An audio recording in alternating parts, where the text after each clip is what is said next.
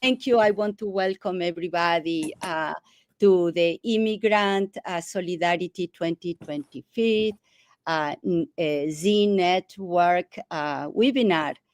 I want to especially welcome all the people that they are online, join us in this conversation and in this very difficult topic at the moment for all of us. My name is Zafiro Patiño, and we are with Aviva Chomsky and Peter Bohmer. Thank you. I'm going to be one of the facilitators of this conversation. I want to say that I'm originally from Argentina, South America. I'm an immigrant. I came to Boston area in 1983, and I've been actively involved in various social justice initiatives, using my skill in art and culture as a tool to educate, to organize, and to fight for basic human rights against capital corporate greed. Mostly recently, my focus of my work has been in the struggle for affordable housing, particularly here in the Boston area and Jamaica Plain, where is my neighborhood, where the crisis, the housing crisis, been impacting particularly families, working class families and immigrants. And I'm going to be talking a little bit about my experience as an immigrant, and also to be in contact with the immigrant community here in my neighborhood. Thank you everybody to join us, and I will pass it to Abby. Thanks.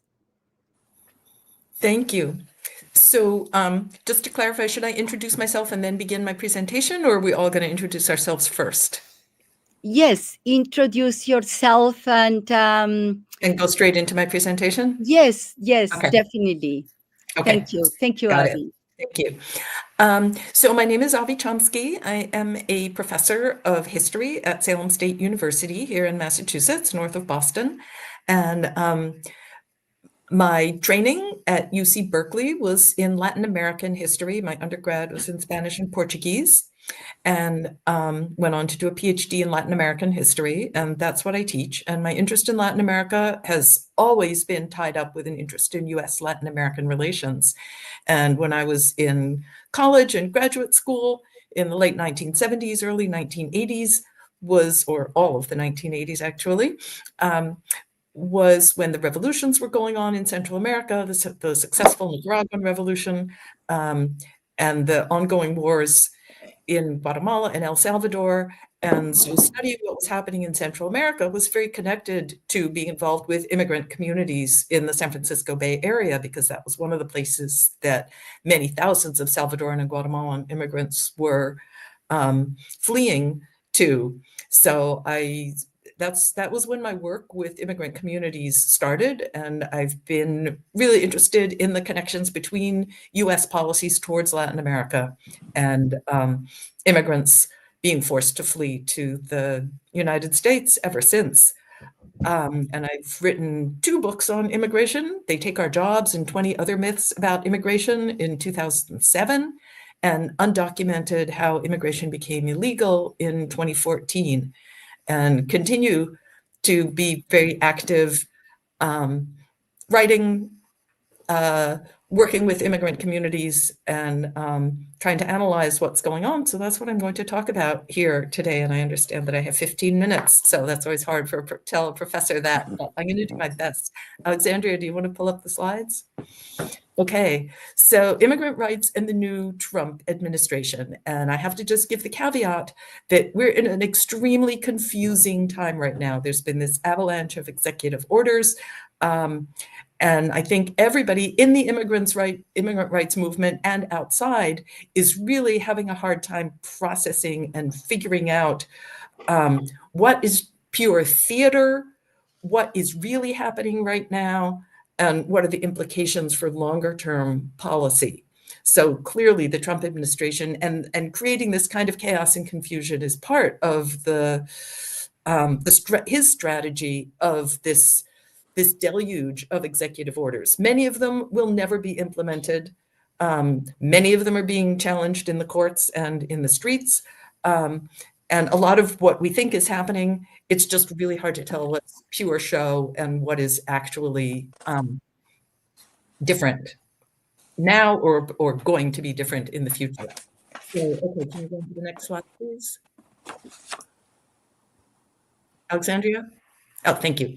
So making sense of the current conjuncture is my topic here, and I'm going to try to go really quickly through five, is that five? Yes, five topics. Anti-immigrant narratives, which are a very big part of the current conjuncture, trying to understand what Trump is trying to do, thinking more long-term and structurally about what I call the modern migration paradox, asking the questions, what could the US do about the crises surrounding migration, and trying to think about what can we as activists do.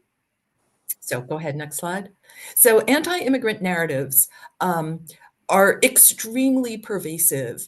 And as I say at the bottom, these narratives play on real problems, but they distort the causes. And I think that's really important to keep in mind, not to dismiss people's the anti-immigrant sentiment completely, because it's the way anti-immigrant politicians and media figures, etc., try to distort the way people are thinking about some of the very real crises that are facing us. So I divide them into sort of security versus economic insecurity issues that I feel are being played up and distorted. One, the concept of national security and the border crisis. I actually think there is a huge crisis on the border, but the people who are facing the crisis are the immigrants who are at the border, not the people inside the United States. There's no crisis for people inside the United States in the fact that people are trying to cross the border. But framing what's happening at the border with the language of national security, that there's something very dangerous. And I think there are really dangerous things happening in the world, like climate change, but we're not supposed to think about that. We're supposed to sort of focus this generalized anxiety on the border itself. Secondly, domestic security and the criminalization of immigrants, the idea that daily life is dangerous. And again, it's playing on real anxieties, but trying to misdirect the understanding of the causes to the criminalization of immigrants. That is, it's immigrants are automatically associated with criminals, and criminals are making life dangerous for the good guys. And we hear so much about good people and bad people, not only from Trump, we heard about it from Biden as well, that the world is just divided into good people and bad people. And somehow this we of the good people are threatened by the they of the bad people, and they are the immigrants. Economic insecurity, and clearly a good portion of the United States, of the population of the United States, is facing severe economic insecurity. But the cause of that is not immigrants, but the narrative that immigrants are taking jobs, and joblessness is a true crisis for many people in the United States, but the cause of it is not immigrants. The idea that immigrants are using public resources, and the idea that immigrants are taking housing. And again, these are taking very real problems, but misdirecting the attention as to the causes of those problems. Next slide, please. So what is Trump trying to do? Play on economic and security fears. And that's how I see a kind of coherence in all of the different things that are happening. And a lot of what's happening is simply mass spectacle. That is, the numbers of people being detained by ICE have not gone up in the last 2 weeks, but it looks like the numbers have gone up because all of a sudden ICE is inviting Fox News to go along and film and publicize. So Biden was doing exactly the same thing, but he was doing it much more quietly without drawing media attention to it. And I blame the media also.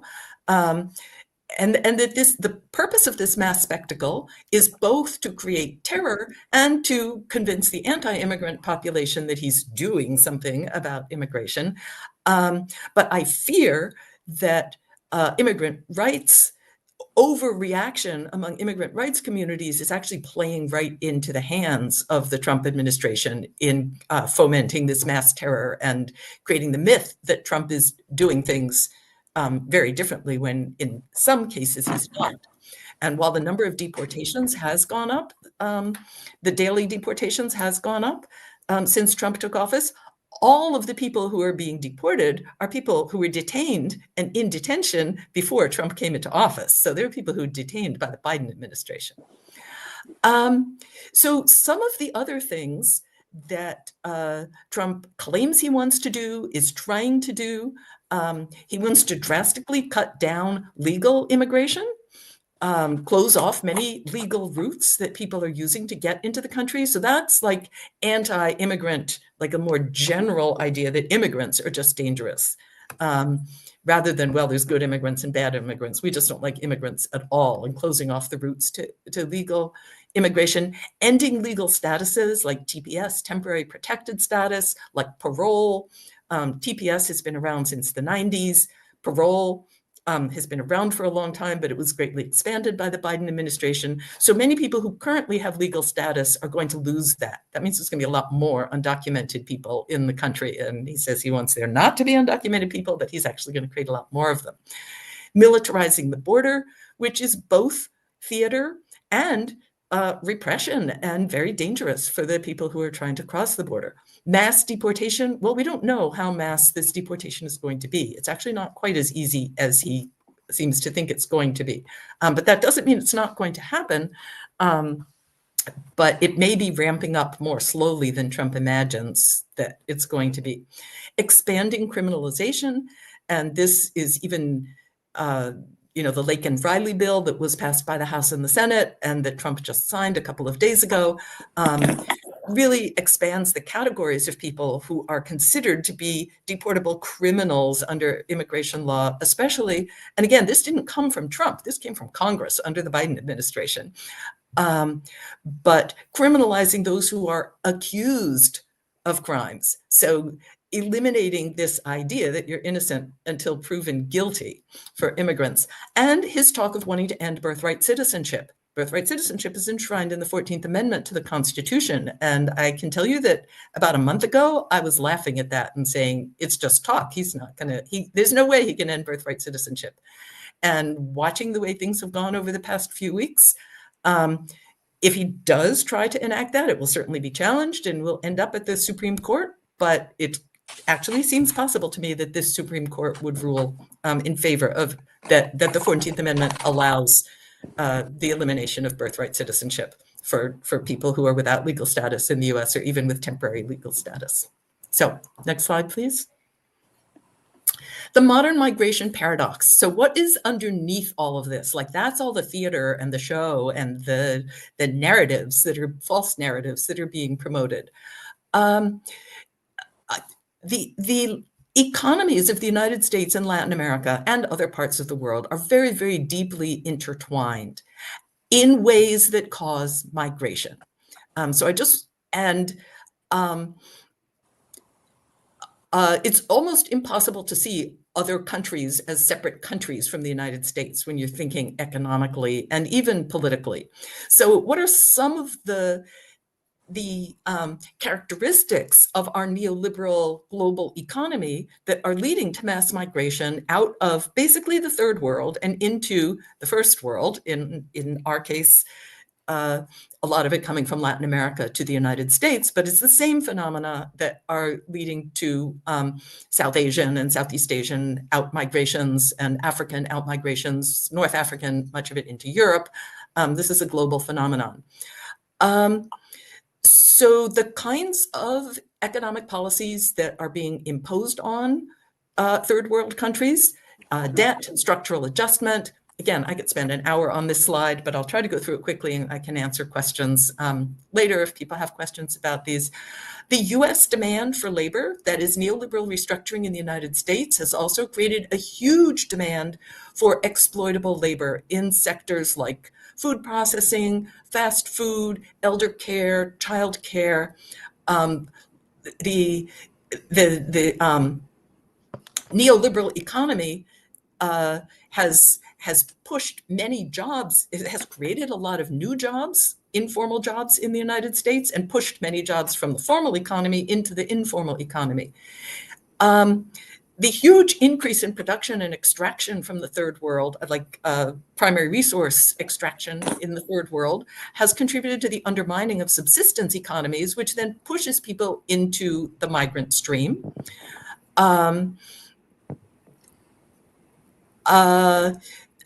Out-migration is actually a safety valve that sustains the system in countries like El Salvador or Mexico, because migrants in the United States send back remittances, and that's what allows their families to stay home in those countries.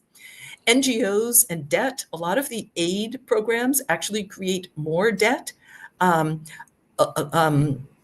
Microloans and things like that are supposedly aimed at improving local economies, but given the nature of poverty in the third world, the best way to invest your money if you get a small loan is to send a family member to the United States. And then you incur more debt, and especially if the migration is unsuccessful, so you get more loans, and so indebtedness itself on many levels.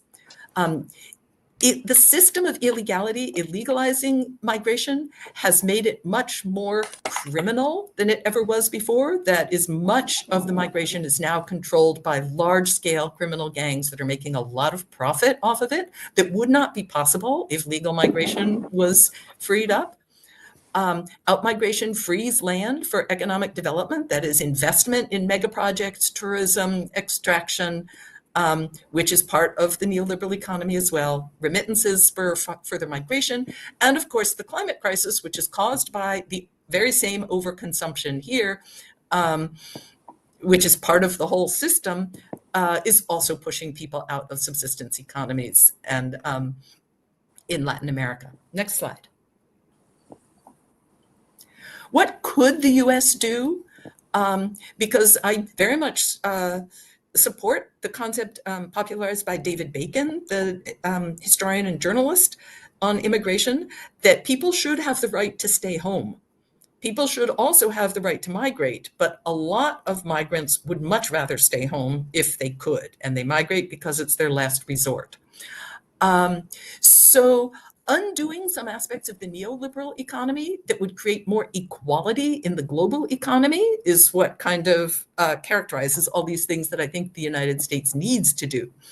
End the sanctions on Cuba and Venezuela, completely restructure the trade rules that make it impossible for third world governments to actually protect the rights of their populations, eliminate third world debt, open the border to drastically reduce the cost of migration, and acknowledge that all people are humans. Legalize work in the United States, that is, not create different castes and statuses of people who can be exploited in different ways. Raise the minimum wage, which would allow low-wage workers to actually sustain their families with remittances and save enough money to go home, which is actually the goal of many migrants here. End fossil fuel use. Acknowledge the need for climate loss and damages. And I just had to also throw in halt military aid to Israel while we're at it. And then my last slide, please. What can we do? Obviously, we can't directly do any of those things, although we can work towards them. But the very first thing I say is don't do the administration's job for it. That is, don't contribute to the chaos and the panic by disseminating news that isn't really news about, oh, there's an ICE raid going on here. Well, if you really know that there is, okay, but the proliferation of inaccurate reports like that are part of what's seeding panic in immigrant communities right now. Educate, that is, we can challenge the anti-immigrant narratives through different forms of education, pressure elected representatives, pressure institutions like workplaces, schools, religious institutions, pressure towns, cities, states, collaborate with immigrant rights organizations. Some are working on legislation, some are working on with worker centers, collaborate with immigrant aid organizations that are always looking for volunteers in things like ESL classes, translation, putting together mutual aid, shelter, food, collaborate with legal aid organizations, which are having a huge influx of requests right now. And I also say do everything all at once forever. That is, we can't see this as a struggle only for the Trump years. This is a struggle we have to take on that's going to go beyond the Trump years. And I just put these two books here because there's no one clear path that's going to solve all of these problems. They're very big and deep and intertwined.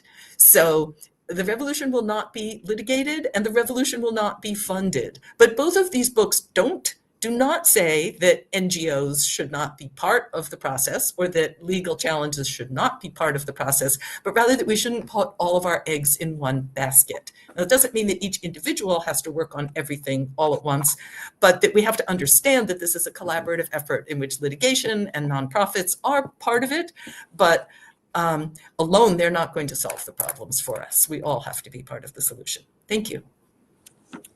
Thank you, Abby. Thank you very much. That is a lot and is what we are facing.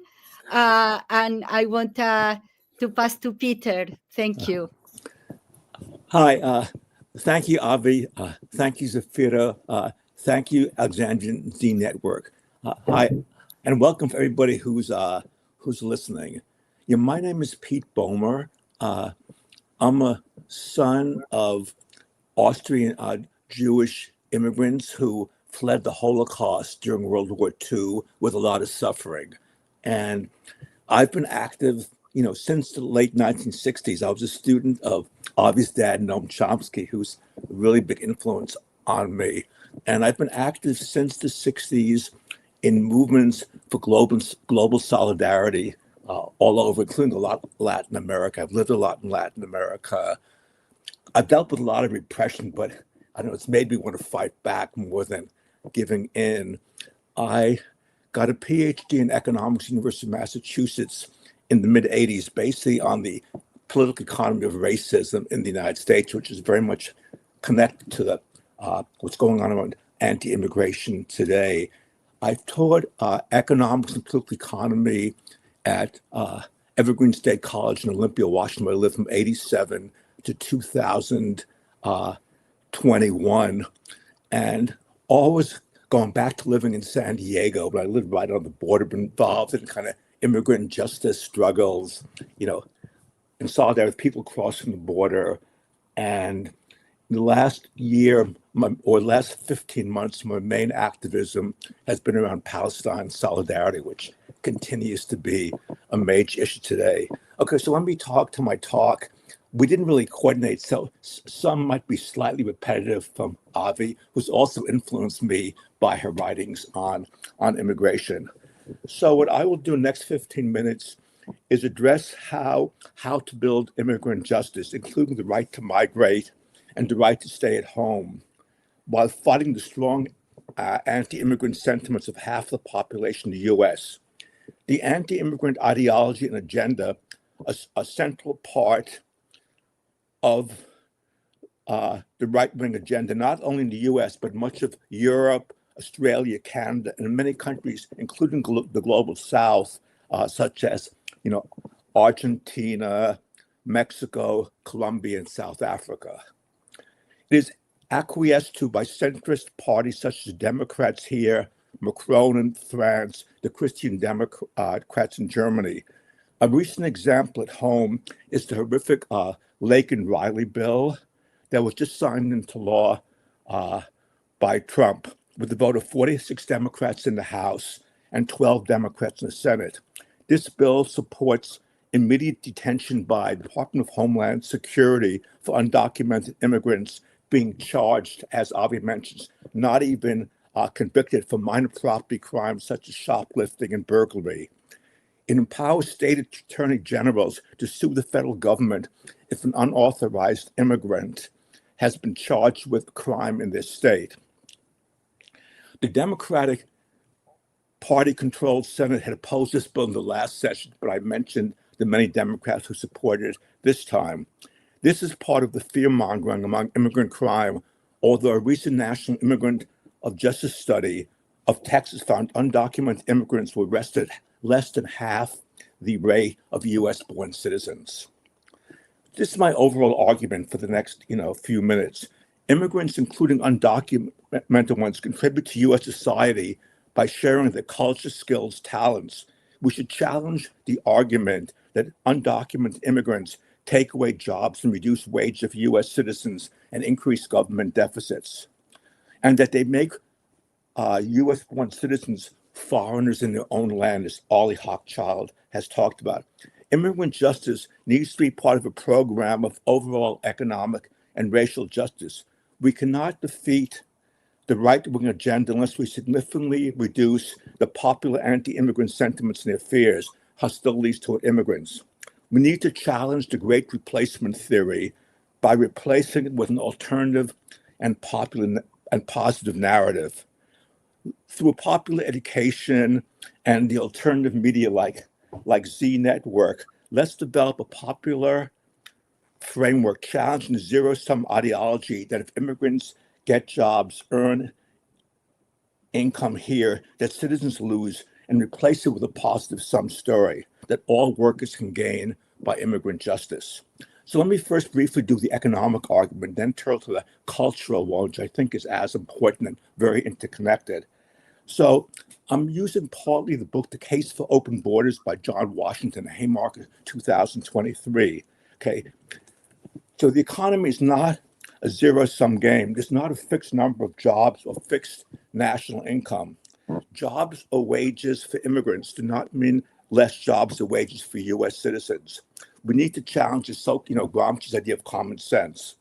Because there's stagnation or decline in wages and job security and benefits for the large majority of the working class, and the growth in immigration, both documented and undocumented, does not mean that immigration is the cause of this decline, or, for example, decline of life expectancy of white men who did not go beyond high school. Correlation is not causality. One important counterexample to their taking our jobs are the many studies by Berkeley economist David Card. In one, he demonstrated that migration to Miami in 1980-81 of over 100,000 Cubans, the so-called Marielitos, didn't reduce wages of other Miami residents nor raise their unemployment. Card found there were, again, not strongly, but there were possibly temporary increase in unemployment rates of Black Miamians and those with a high school degree or less, but only for 2 years, where those slight increase in unemployment went away. More generally, across most economic studies, there's no reduction in unemployment wages for U.S. citizens, except in some studies for lower income workers, for Black workers with a high school degree or less. And even here, the data is very mixed. To counter any negative effects, the solution is full employment policies, supporting unionization and anti-discrimination policies so Black workers are not replaced by immigrants. Unions have an important role to play, also by granting undocumented immigrants green cards and citizenship. Employers will not be able to use immigrants' fear that they may be deported to pay lower wages to them or have less safe working conditions, because undocumented workers may be more afraid to report safety violations. Other evidence briefly, cities with recent high immigration, again, this is mainly from Card, but others too, for example, Los Angeles, Chicago, Houston, New York, Seattle, they don't have higher unemployment rates nor falling wages compared to cities with less immigration, such as Cleveland, Philadelphia, and Detroit. So immigration doesn't clearly cause decline in incomes and employment. Unemployment in cities are caused by larger factors such as capital flight and disinvestment. Government's macroeconomic policies also determine overall employment and influence wages. Are they, for example, expansionary or contractionary? Moreover, immigrants have often revitalized cities where there's ongoing capital flight and in human flight. For example, Springfield, Ohio, where Trump and J.D. Vance demonized the Venezuelan immigrants with a big lie that they were killing cats and dogs. Another argument is high government spending on immigrant families for education, social services, that these government programs are a burden on the taxpayer. Immigrants, documented and undocumented, pay property taxes, sales taxes, usually Social Security tax, and are restricted, including documented immigrants' green cards, are also restricted from many social programs and limited to Social Security. They pay more in taxes than they receive back in government programs, although this should not be a criterion. Social Security is partly kept solvent by immigrants paying far more in Social Security taxes than they get back in benefits. In 2022, according to the Social Security Administration, unauthorized immigrants paid $26 billion into Social Security. I'm using unauthorized and undocumented synonymously. Mass deportation would substantially reduce the supply of farm and construction workers, daycare, and other groups that Avi mentioned, reducing the supply of food and housing construction, and raise their prices, furthering inflation. Okay, a weak argument, which I usually fight back against, is to support immigration and be against deportation, is that immigrants, especially undocumented, take jobs that Americans don't want, right? Saying immigrants good because, a large agribusiness pays so low. These jobs should pay a living wage and be safer and not force workers to work an unreasonable pace. If that occurred, there'd be citizens who would take them. So this argument accepts super exploitation of these immigrant workers. There are many better arguments. Okay, while it's important to challenge the economic argument about the cost of immigration to U.S. workers, it's insufficient. There's a fear by many people in the U.S., especially white and older people in the U.S., becoming a country where they're a minority, where the increasing number of people from the global South, Muslims, from Latin America, the Caribbean, from Africa. This is the essence of the great replacement theory, that whites are being replaced by the other. The Trumps, Stephen Millers, Orbans, Le Pens, Maloney's, Fox News are repeating over and over that immigrants are the cause of working people's problems. This is definitely contributing to the growing support for deportation and closing borders, and for not welcoming immigrants, even refugees. Why is the story finding receptive audience? That's what I want to turn to. Why is it, and what can we do about it? The more difficult questions I hope people can address. Racism and ethnocentrism have been a consistent part of U.S. history and cannot be underestimated or downplayed. This is interrelated with neoliberal policies, neoliberal politics, and neoliberal economic policies that for 46 years have furthered job insecurity and caused declining social programs and less optimism and hope about the future. Both political parties, most major parties, are controlled by the 1%, and the Democratic Party has been part of the problem, not part of the solution. Immigrants are often seen as having unfair advantages over, quote, real Americans, even though this isn't true. Many people blame immigrants as the cause of their strong dissatisfaction with the status quo, rather than naming global capitalism and the 1% as the cause of their alienation. Without strong and inclusive left movements, and given the elite control of the media and repeated lies, immigrants, especially undocumented, are blamed. This is similar to scapegoating women on welfare, houseless people, trans people, or DEI is the problem we've seen in spades in the last few weeks.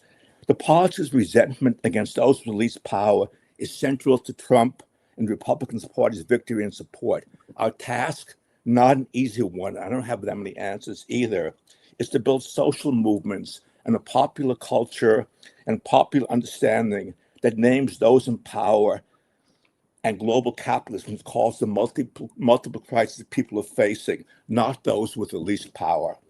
So what is to be done? I'm trying to lay out the context. The challenge is, what do we concretely do? I hope we address this in some depth in the conclusion. Okay, let me, in summary, popular education around immigrants and immigrant justice as positive, contributing to more vital U.S. is not a zero-sum game, but it can be a positive sum. Immigrant justice is worker justice, and worker justice is immigrant justice. We need to develop more of our own media, such as Z Network. 2, let's challenge at all levels austerity policies, cutbacks in social programs, falling wages and benefits furthers anti-immigrant scapegoating. Organize for full employment, living wage, the right to organize inclusive and combative unions, safety on the job, universal and affordable and quality healthcare for all, for affordable housing and free tuition, including, of course, all immigrants, and a path to citizenship. This benefits 90% of us, the great majority of the country. Organized at the local, state level, and nationally. This, of course, can and should be paid for by higher taxes and high-income households on wealth and corporations. 3, again, some of this Avi mentioned, the right both to stay at home, as David Bacon talks about, and the right to organize. Challenge U.S. government support for neoliberalism globally and international financial institutions, and against U.S. support for right-wing governments, such as Bukele in El Salvador, that push people out. Also organize for climate refugees to have the right to migrate here. Most people, again, as Avi mentioned, do not want to migrate if their needs are met in their home communities and countries. And 4, most difficult, we need to develop a popular story where immigrants are seen as positive, that enrich and contribute to U.S. culture and society as human beings with needs like us, rather than as the other. That immigrants are not replacing U.S. culture, but enriching and complementing it. Our task is to challenge all forms of racism and ethnocentrism with inclusive politics and vision. It's not enough to argue that immigrants have lower crime rates than U.S. citizens or they don't take away jobs, which of course we should do. How to develop a politics, a common sense of immigrant inclusion with our friends, our families, our workplace, in our schools, communities, and also in less welcome communities is a central task of today. There's no easy answer to defeat the right and to move toward fascism. Again, any ideas on how we do this is welcomed. A politics that downplays immigrant justice, which I've heard from many people, to build the largest coalition against Trumpism is a losing strategy. This is what Kamala Harris did in 24. Without directly challenging the anti-immigrant scapegoating politics, will not be able to stop the vote for the right wing, again, which is also seen in other countries. To win, we need to make immigrant justice an integral part of a program for economic justice, not try to avoid it or be Republicans light. It isn't hopeless. There was a huge and popular outcry against Trump when he separated children at the Mexican border from their families in 2014. We need to generalize these humane sentiments. Let us defend by all the means necessary immigrants against deportation and the militarization of the border and against the racist rhetoric, policies, and actions while reaching out and respecting and not demonizing people who are somewhat anti-immigrant. Physically stopping deportations is one important action. There's a growing movement of immigrants and those in solidarity with them. Let us broaden and deepen this current and make immigrant justice a part of all our movements and daily activities. Si se puede. Thank you. Thank you, Peter. Thank you very much. So quick, I will go because our time is running really fast, and we have some questions that we want to answer as well. I just want to say that I'm coming from Argentina. As I said originally, I came during the dictatorship. My part of my family was exiled in Mexico because of political persecution. So I grew up with an activist mother, with a family that was part of the resistance movement of Argentina. So I obviously became an activist, very aware what is happening among all the product of the imperialism modus operandus in Latin America and the effect on our people. So when I came to Boston, I was part of different organizations that work in a base with the people, different social justice groups. Particularly lately, I've been working with housing issues for affordable housing. And I saw and I contacted a lot of immigrants, that particularly the undocumented ones, that they are suffering the most because they don't want to be exposed to any media. And that's one of the things that we do. We expose politically the case of the people that have been evicted, but it's been very difficult to work with groups that they are undocumented. For that reason, that fear, and also the groups, the criminal groups that they take advantage of these groups are really the impact of that is terrible, because most of them, sometimes they are immigrants themselves, that they rent houses, big houses, triple deckers, and they put immigrants in rooms with one bathroom, with a very insecure situation. They are a threat to be deported, to call the migra, to call the police, to bring your belongings to the street. That is a scenery that bring a lot of pain to all of our community. And I want to say that about these mafias, and because the capitalist system, it really doesn't have, is not about race or people, country. Is people taking advantage, economically advantage, is very common.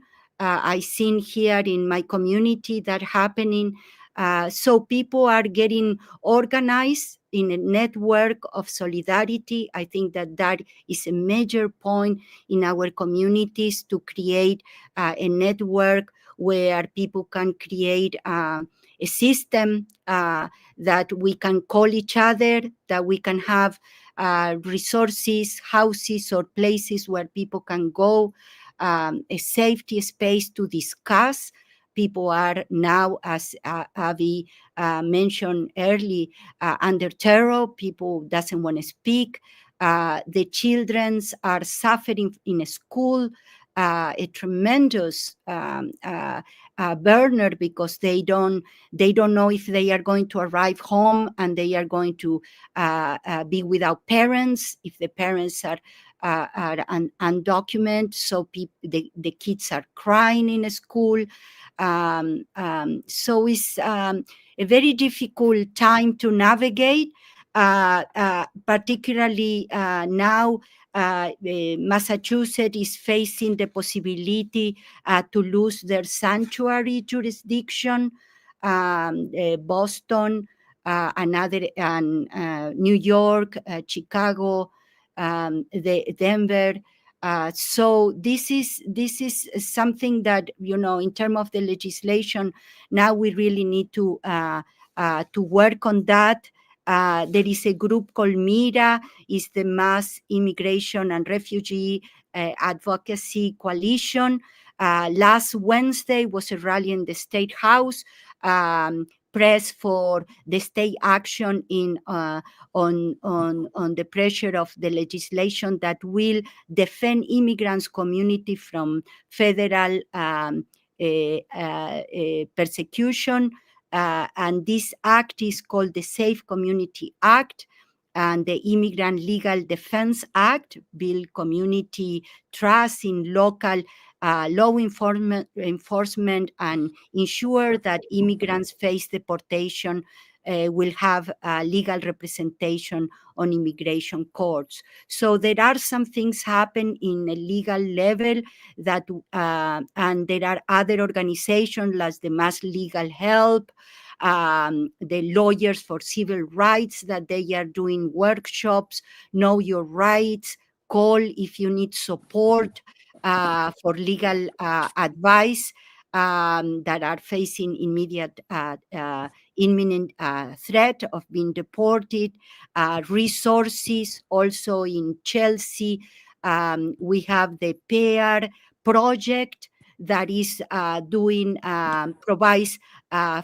free immigration service. Also know your rights. It was a big meeting that was the teachers in the public school in Chelsea. They were inviting families, immigrant families, to take these workshops, this talk about what's happening, how the schools are going to be stopping immigration. ICA on the door. They are not going to let them in. There are also in the health, in hospitals and some of the clinics in the area, that they are training their personnel to know to read if the ICA comes and ask them for a special order to enter to private areas if there are immigrants in hospitals.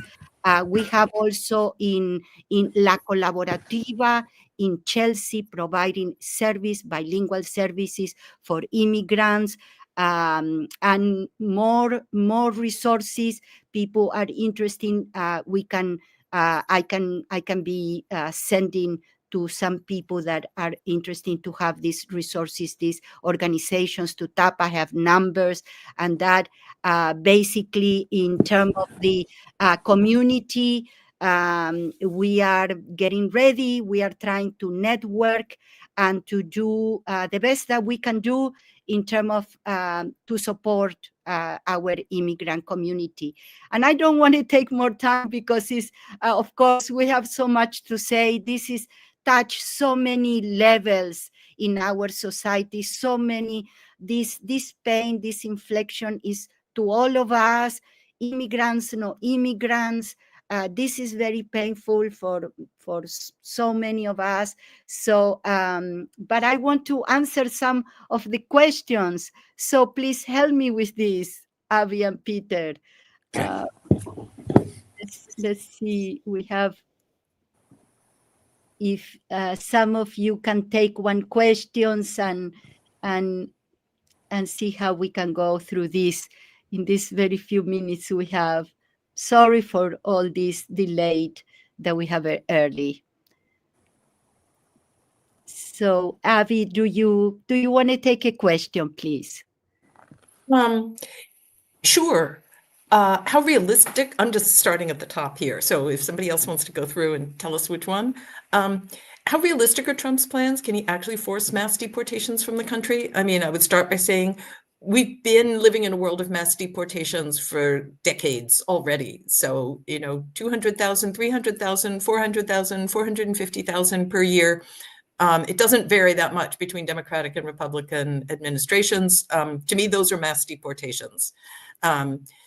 And the level during the previous Trump administration was not really higher than either the Obama or the Biden administration. I mean, it varies year by year, mostly depending on what's happening at the border and in Latin America.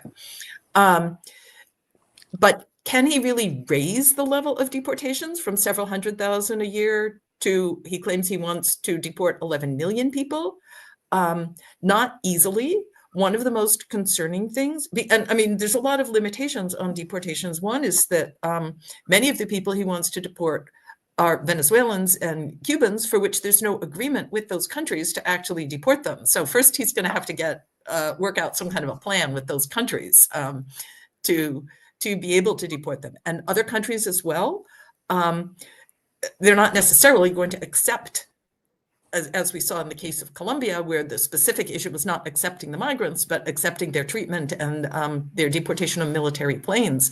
And so there's a lot of hurdles in the way to raising the number of deportations greatly, some of which I talked about. Legal challenges are definitely going to be happening. Can he raise the level? Probably. And can he raise the level of detentions? Because detention is also part of the system. And like right now, he's talking about building out Guantánamos to drastically raise the level of potential deportations, because there aren't enough beds to detain more than 30 or 40,000 people a day, which has been the standard for many years already. But that's obviously building out Guantánamo isn't going to happen overnight. But okay, I'm going to let Peter take one. I know we don't have much time. Okay, I'll go in order. I'll take meaningful experiences working in immigrant solidarity over the years. How does it shape your view of collective action, cross community collaborators? So maybe I'll mention two things. Okay, so near where I live is the Northwest Detention Center. It's run by the Geo Corporation, which is one of the two big corporations that have these private, basically prisons, detention centers. And the Geo Corporation was a major supporter of the Trump administration in a major way, one of the big funders. And not surprisingly, the stock has really increased since the election. And even though it doesn't solve the issue that Avi was raising, they hope to double the number of beds, right? Detention from about 30 to up to 80,000. And so one action that I was involved in, the group with La Resistencia, was there've been many hunger strikes by the inmates at the Northwest Detention Center. And going there in solidarity with them has been very important. And they've won some minor gains. But again, I think seeing immigrants, even ones in detention, having agency is really important. That's a lesson I take from it. When I lived in San Diego, I was working in solidarity with a lot of people in Tijuana, but also me and other people, we would often go down to the border at night when the border wasn't quite as militarized now. And as people got across, we'd put them in a car, cut people up and bring them past some of the checkpoints. So I guess what I'm saying from these, I think we need so many levels of organizing for immigrant justice, lobbying, putting pressure, demonstrating against politicians at a local, state, and national level. But direct action, like I got a call recently about in some of the worst red states, which there is some differences still, like Mississippi, when depression gets worse there, putting people up in the houses, building an underground network that can support people who are really under the gun, and also, activists around immigration, Palestine, other issues, I think is one of many things we need to do. Really need to work on many different levels to really turn this move toward fascism around. Yes. Go ahead. Sorry, no, Sarah. Please, Avi, go ahead. I was just going to jump down because there was one question that particularly caught my attention, which is, it seems that we only get more energized around immigrant rights when the right-wing governments are in power. Does it hurt the cause that under centrist governments, the activism on the topic is subdued, even though the centrist governments are largely pursuing the same policies? And I think this is really something that can be looked at as the glass half full or the glass half empty. That is, yes, during the Biden administration, I think the immigrant rights movement was definitely harmed by the reluctance of many kind of liberal Democrats to stand up for what was right and to even draw attention to or acknowledge what the Biden administration was doing. But on the other hand, the fact that Trump is now in power opens opportunities for those of us who've been working on immigrant rights all along to reach out to a larger public that was not willing to take notice or speak up under Biden, but is going to be willing to take notice and speak up now. Yes, definitely. And I will last, I'm going to quickly talk about a little bit about the anti-immigrant narrative, how we can dismantle it, and a little bit about the emotional, how to work with emotional level of stress that is happening now. I will say the narrative of the anti-immigrant, I mean, people has to have a historical perspective, you know. I mean, La Escuela de las Américas, the School of the Americans, that was by the CIA in Panama, trained militaries of Latin America, anti-subversive tactics. And after that, it was all Latin America had a dictatorship trained by the CIA. So this country, and for that reason, so many people have to leave their own countries for political reasons, now economic reasons. We're talking about Honduras and all the banana republics that United States create. Look what happened. That's the result of why we have so many people that are leaving their own countries. So we need to understand, we have to study, the narrative has to be based on facts, and testimonies.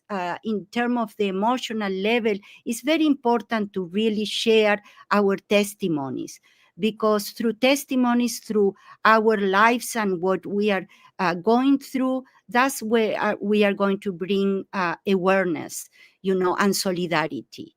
That's very important. Solidarity today is a key factor for all what we are facing, not only in immigration, but housing, jobs, all what we are facing. And this is not new. This has been for very long time.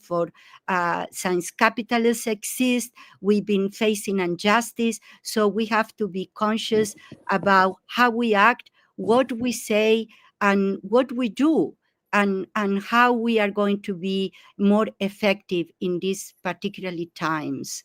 I appreciate so much Avi Chomsky and Peter Bohmer. Thank you so much. All the people that been part of this CNET work.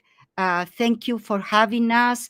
And all, I'm sorry we couldn't answer all the questions. This is fast, but it's just a small attempt to really address this issue. Go ahead, Peter, please. Okay, I want to continue a little bit what you said, and then maybe deal with one other question before we go. So, in addition to everything Zafiro, I totally agree with, but I just wanted to add, and I kind of address this, and again, it's pretty abstract, and I think we need to make it more concrete, but change the narrative by really reaching out to people that it's positive sum that immigrants don't take away, but they add. It's not a threat to people. It can make the United States a richer society by having people from all over. We can learn it's complementing U.S. society. I think this argument, you know, the fear is so great of the replacement theory, maybe not in its most extreme form. And that's why I said we have to combine, and this is how we connect to other movements, to anti-austerity policies. If we live in a neoliberal society, then it does become like a zero-sum game if, you know, jobs are declining. So I think combining politics of progressive, you know, increasingly anti-capitalist politics together with seeing it as a positive sum, not a negative sum game, is really important. I guess one last thing, I'll try to be briefly here on the question how, I'm looking at the question, how you manage the emotional toll of witnessing injustice in society on a daily basis. I think that's a hard one. You know, one, I think right now, more generally, there is this kind of feeling of defeatism, you know, of escapism, that nothing we can do about it. And again, speaking for myself, you know, who have been really active for, you know, over 55 years, it just, we don't know by acting if we'll win, but I think we know if we don't win, this continual movement, you know, including the climate crisis that really is threatening humanity. Earth is so real. And at least by doing it, particularly by working with other people, we have a chance to change things. To me, it adds to my humanity than, just buying the newest car or, going to the latest show. So I think in finding people to work with, both, on a smaller level, on a large level, I think gives us hope and adds to our feeling of community. Again, trying to build inclusive communities and reaching out, finding, like I said, I think seeing people can change. We've all changed here. I don't think any of us have won with the ideas we have now. I think reaching out to people and just adding to the words of first said, to me, solidarity is my favorite word by far. But how do we put solidarity into practice? It has to be much more than a word. Thank I'll you. just, we Yes, haven't Abby, 15, right? please. We have 4 more minutes. I just wanted to take the question of what would a truly just immigration system in the United States look like? And I always have to start that question with the caveat that in order to understand immigration, we need to understand how the global economy is functioning. So you can't really create, so like people always say, well, is there any country that has a just immigration system? No, of course not. Because immigration is about maintaining an unjust global economy. So there are very rich countries that are trying to both restrict immigration and maintain a population of exploitable immigrant workers. And there are very poor countries that where the populations can't sustain themselves. And there are reasons for that built into the global economy. So, but a truly just immigration system, somebody just mentioned the state of Arizona, and I make this argument in They Take Their Jobs in talking about what that is. Immigration, open borders does not mean chaos. There are open borders among all the states in the United States. There's also rules and regulations. So if I'm a resident of Massachusetts, I pay taxes in Massachusetts, I'm eligible for in-state tuition in Massachusetts, I have to pay my car insurance in Massachusetts, whatever. And I just declare my Massachusetts residency, and then I get all the responsibilities and rights of being in Massachusetts, and I have to follow Massachusetts law. If Massachusetts has a 55-mile-per-hour speed limit, I have to follow that when I'm in Massachusetts. When I drive across the border to Connecticut, I don't know what the speed limit is there, but I have to follow whatever the laws are in Connecticut. You can have a rules-based system that's very orderly and enforces laws without restricting freedom of movement. And that's what immigration should look like too. But we can't simply separate the conversation from immigration out from the question of how the global economy functions. That's right. That's right. And also, if you think that all the immigrants that they are covering a gap of like a service. So many immigrants that work in service, like cleaning, restaurants, construction. So what is going to be the impact if we don't have all those forces, those workers?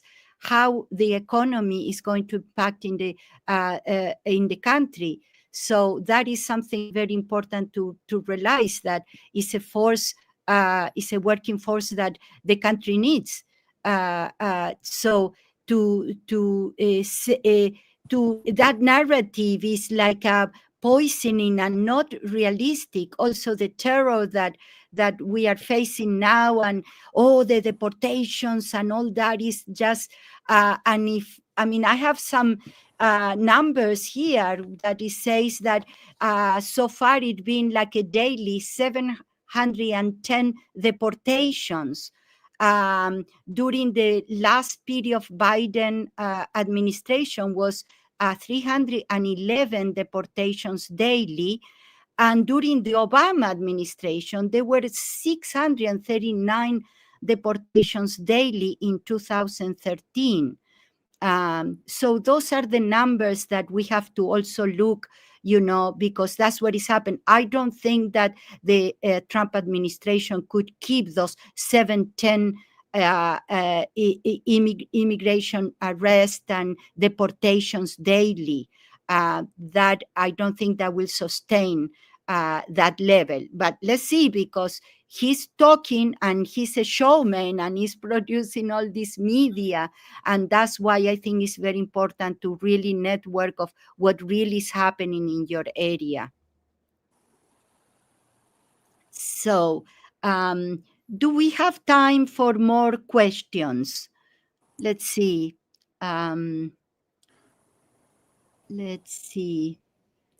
We started a few minutes late, so if our panelists have a few more minutes, we would be more than happy to keep this open for a few more questions, but I do understand if y'all have other commitments.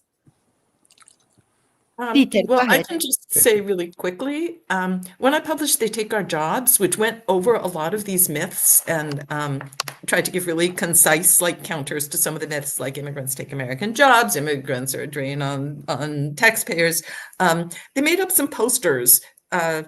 So the book had 21 myths, and they made up posters with like the 10 biggest myths. So those are still floating around in a lot of places. I was just looking for one on my refrigerator that I thought was there, but it's not there anymore. But they're not the only ones who have done that. That is, there are a lot of like small, concise info about challenging the myths. And if Haymarket hasn't yet done one for John Washington's book, they should. So, Avi, I hope you update the book. I thought it was really important, and I've used it and I've given it to people. So I hope you update it a little bit. I think in this period, it'd be really important. I want to briefly, two things. Avi, you were talking about open borders. This is an example I often use. A friend of mine who's been very involved in immigrant justice, his family lives in El Paso, less than a mile from Juarez. And why should somebody morally have different life opportunities if they were born 1 mile south? It'd be the same person, the same human being, but the conditions in El Paso are very different from Juarez. So that's, and I think you can't justify that. And that's, to me, a longer run argument for open borders. I think that has to be a longer run goal. I love what you said about the global economy. Also, in terms of actions, in this discussion, I was reminded of the unemployed councils in the 30s, when you had, during the Great Depression, unemployed councils often organized by Communist Party, but other people too. When people were kicked out of their homes, there'd be people who come back and, put the furniture and housing back and really decreased the evictions and also increased the social costs to those in power, both the police, the governments, the landowners, from trying to evict people. And that reminds me today, I think if we can, if there's deportations at schools, which again, Trump has threatened, I know they haven't happened yet, at schools, at churches, at workplaces, where people organize like rapid response networks. I know it's happening to physically stop, to minimize witness, but hopefully to stop deportations. And I think there's there really isn't a mass movement yet. It's growing, but I think that could catch fire, and it would further delegitimize those in power and make deportations much more expensive economically, politically, and socially. So I hope that begins to spread in various communities. Yes, that's what I think that is very important, the solidarity network. That's when, we need to be prepared for all that. I have friends in school as a teachers that they are preparing themselves, preparing the kids, the students emotionally, prepare how to act in a case of deportation with the parents, and to have those things prepared, those tools, numbers, legal centers where they can call, is very important today, and that's what we are trying to do, trying to really be aware. And also I want to talk a little bit about the private prison companies industry, because that is part of, they are going to need a lot of new centers for detention. This center of detentions They are private companies that they are taking. And we hope that people can engage their elected representative at the federal and state level in support of increased transparency and accountability, and encourage them to push back against detention center expansion, because in these centers we understand that until the immigrant is in these centers waiting for the immigration court to take their case, it can be a long period of time. And in this long period of time, they don't have any constitutional rights. They are people that they are in really bad conditions they don't have a legal counseling support. So I really think that this is another point that we really need to press, because these detention centers, they are jails, worse than jails, with no legal rights for the detainees. So I just want to bring that because it called my attention for different articles that I've been reading in relationship to that. So let's see, do we have more time? How do you feel, Avi and Peter? I know that we can talk for forever, but I'm okay. I'm okay. You are okay, yeah? Striking solidarity with immigrants are very important. Yes, you, Peter, are saying, and Avi saying that needs to go. I think that myself as well, I need to go. And I think that we can close if you agree, Peter. Yeah. Thank you, everybody. I'm not sure who all was here. I hope you found this worthwhile. I really enjoyed it with the panelists. Again, thanking the network. I hope you do more events like this. And I mean, I think it's a really dangerous time, but I do think we have a lot of opportunities right now. I went on Thursday. It was a Washington Immigration Solid Network had a rally and demonstration at the state capitol, which Olympia, and with very little publicity, over 1,000 people attended. And there were rumors that ICE was going to be there. It kept some immigrants from going, like somebody I know from Argentina and Chile, both. But nevertheless, I do think there is something growing, and we really need to connect more. And hope people found this worthwhile. Solidarity. Thank you, Peter. Thank you very much. I appreciate very nice spending this time with you all. Avi, thank you so much for your expertise, for your presentation. I appreciate very much. Also, thank you so much for having us see Network. And I hope that we can continue with these conversations in our community, very important. Thank you all. Again, my name is Zafiro Patiño, and I wish you a wonderful weekend, all of you. In solidarity, la lucha continúa. Gracias. Gracias. Gracias all. Thanks to all the participants.